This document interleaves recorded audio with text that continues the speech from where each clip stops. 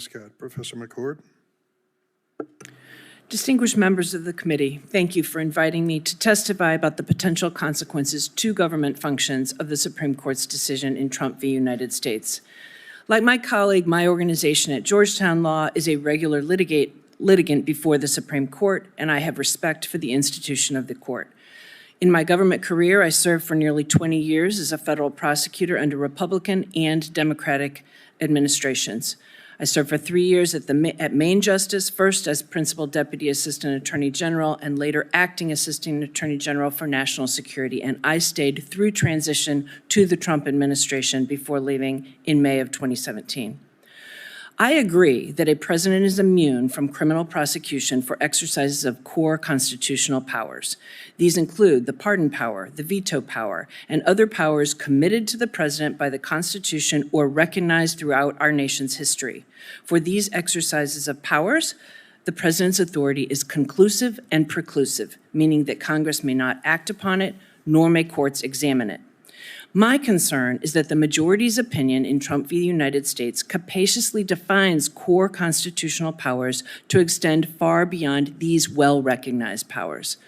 Concluding that the investigation and prosecution of crimes is a quintessentially executive function, the majority holds that the former president is absolutely immune for alleged conduct involving his discussions with Justice Department officials. That conduct includes the indictment's allegations about efforts to leverage the Justice Department to convince certain states to replace their legitimate electors with fraudulent Trump slate of electors.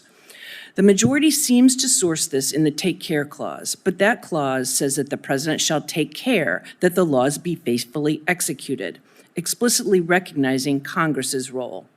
Justice Amy Coney Barrett recognized this, writing separately that Congress has concurrent authority over many government functions, and it may sometimes use that authority to regulate the president's official conduct, including through criminal statutes. She would not read the Take Care Clause so expansively. Unfortunately, Justice Barrett's well-reasoned concurring opinion did not command the majority. The potential abuses of official power that are made possible by the court's ruling and the neutering of Congress's ability to act are alarming. Consider first the Department of Justice. Is Congress now disabled from tying the appropriation of funds to certain areas of law enforcement, or from enacting legislation that governs department organization and functions, or from oversight requesting records and testimony from department and FBI leadership? What would stop a president from directing the investigation of his political enemies, journalists, or activists, even where there is no basis for doing so? The majority said, after all, and I quote, "The indictment's allegations that the requested investigations were shams or proposed for an improper purpose do not divest the president of exclusive authority over the investigative and prosecutorial functions of the Justice Department and its officials." Could that sham investigation include directing the FBI to engage in unlawful surveillance, or bypass seeking a warrant to search a home or workplace, or to target individuals or groups based on race or religion?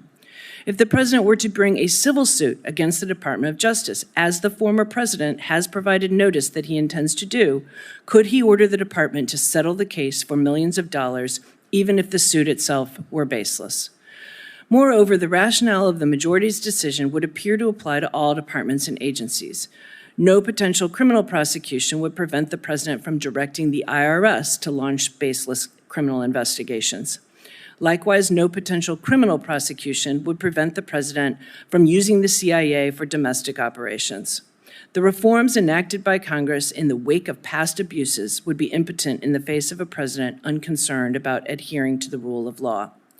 Finally, the decision leaves open whether the president's immunity could be extended to subordinates and whether the defendant's limitation on the admission of official acts evidence, even in a prosecution for purely private acts, might be extended to subordinates. But they might not even need that protection if the president promises pardons.